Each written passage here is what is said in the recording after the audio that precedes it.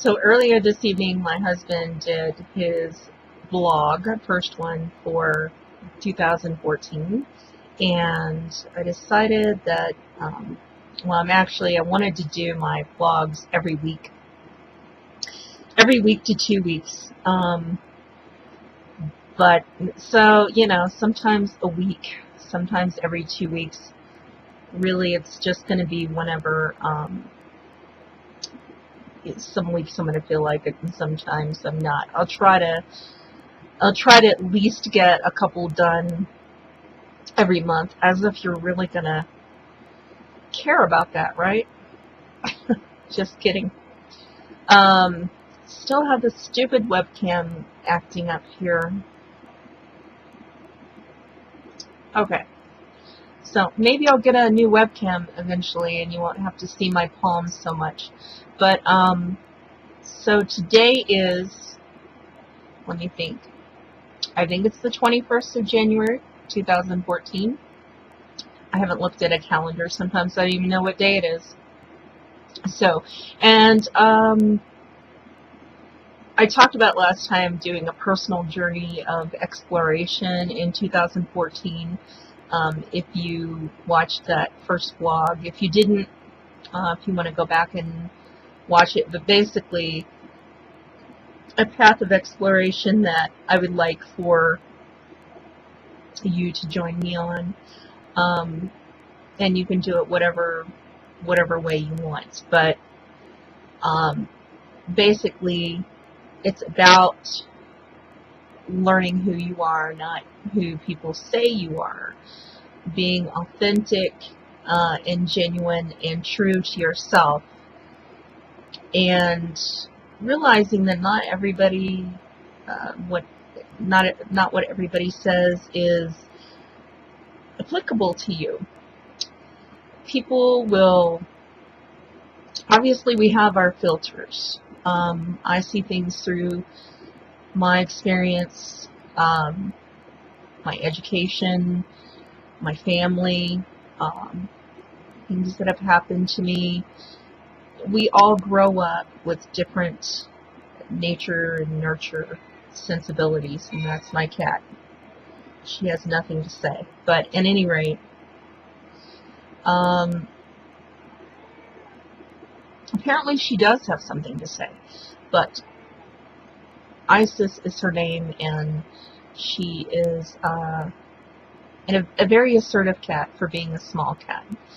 And when you don't pay attention to her at times, she really lets you know about it. Okay, back to the subject at hand. So, it would be pretty boring if we all had the same view of things in life. There seems to be a trend that if people don't see things exactly the way you do, that you somehow can't be friends with them or associate with them, as if we're going to get infected by that. And I think that's foolishness. Now, there's a caveat to that. I truly believe that the people that you keep close to you, or that you hang out with, are an indicator of who you are as a person. Let me give you an example. If you hang out with hardened criminals and you run with them and that sort of thing, I do believe that's going to rub off on you. You'll learn behaviors, you'll start accepting things that you wouldn't normally accept. Your morals and your ethics may stretch into boundaries that you wouldn't otherwise stretch into. So I think that you still need to be discerning when it comes to dealing with people. But at the same time, that doesn't mean that everybody that's your friend or acquaintance has to be exactly like you. How are you going to learn about other things, other cultures, other points of view? You don't have to adopt them. You don't have to agree with them all the time. But if you hung around people who were exactly like you all the time, it would get pretty boring. And let's face it, there is nobody else like you. I know you've heard that many times before. It does sound very new agey and that sort of thing, but it really is true. There is nobody who is exactly like you at all. So, talking about exploration, this kind of, I had a few things kind of come home to me in my dreams. I have a lot of intense, interesting dreams. I wrote about this in on my main blog, which is, God, this webcam is so irritating. intrepidwordslinger.wordpress.com. So it's my main blog, and I wrote about my intense dreams, some of which are not always great, some of which that have actually come true, much to my chagrin. But a dream I had the other night was, basically I was in like at a buffet or smorgasbord, and I was told in the dream, and I'm not sure who told me, but I was told in my dream to serve your own plate. And the interpretation of that that was given to me in the dream was, don't hand over your plate to somebody else and allow them to fill it up with the things they want to fill it up with. You should always fill your own plate. Put the things on it, i.e. in life. Fill your life with things that really resonate with you, that really make a difference to you. Serve your own plate. I think it was Jim Rohn or something who had said, and I'm going to paraphrase this because I don't remember exactly, but basically it was to the effect of,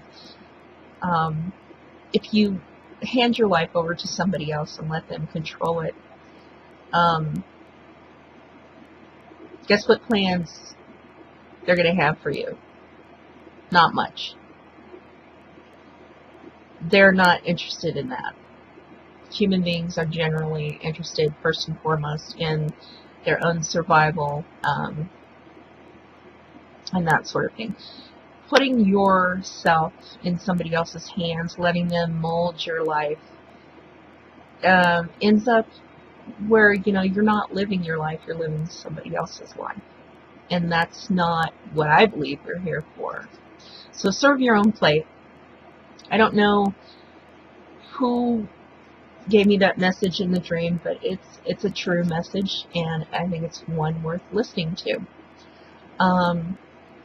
So that's what I want to share with you this week, and I just want you to know that this cat has been sitting here for a very long time and not saying anything. But of course, she has now decided that she wants to add her voice. So, but that's just the way it is around my house. Things are not always quiet, always calm. We're a family that have a lot of creatives.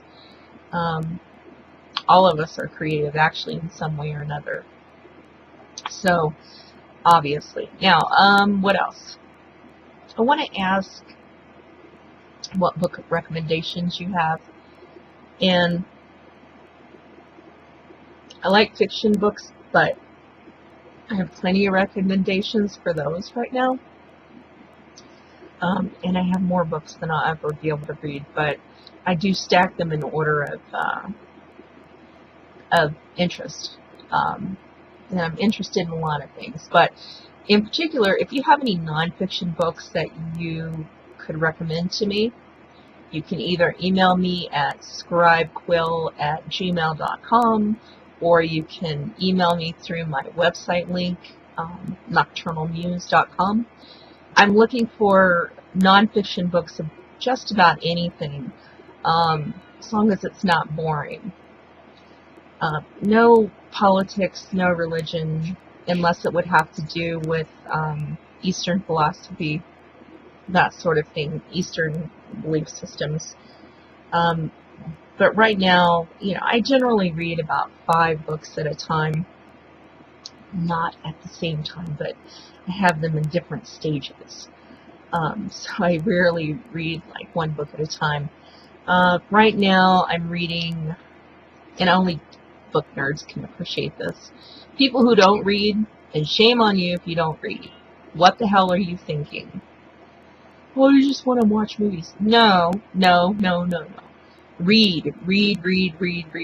Use your imagination. Strengthen your vocabulary. Do something good for your mind. Stretch your mind. Visit new worlds in your mind. Don't have it spoon-fed to you. I love movies. I'm crazy about the movies. But you have to understand that you're seeing the vision of the director, the producer, everybody involved in that movie. When you read a book, you can fill in a lot. As the reader, you fill in a lot. So if you don't read, start reading. If you haven't read for a long time, start reading again. And no, it's not boring. Find a book that interests you, and I guarantee you there's one out there. So anyway, I'm getting ready to wrap this up because anyway, we're getting close to the end, and ISIS is getting on my nerves. But here's some things that I do read to give you an idea. Fiction-wise, I just got Memoirs of a Geisha. I just got Eat, Pray, Love, which I'm really behind on reading both of those, but so many books, too little time.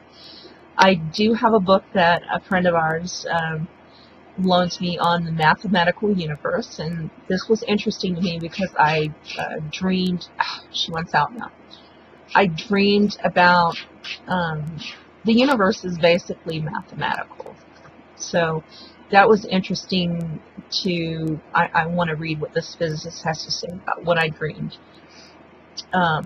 or if it's close to what I dreamed. So, like I said, the imagination is a wonderful thing. Self-hypnosis, there's another book that I am starting to read that a friend of ours gave us. And if you didn't know, I have been, along with my husband, a paranormal investigator for quite a long time. And we run a paranormal investigation group called Colorado Springs Paranormal Association. And so I decided that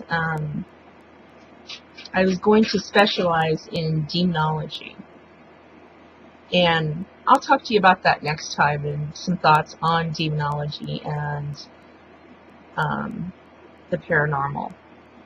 And my ideas may not be close to what you hear out there in Hollywood and on TV, but if you like discussions about the unexplained and the paranormal,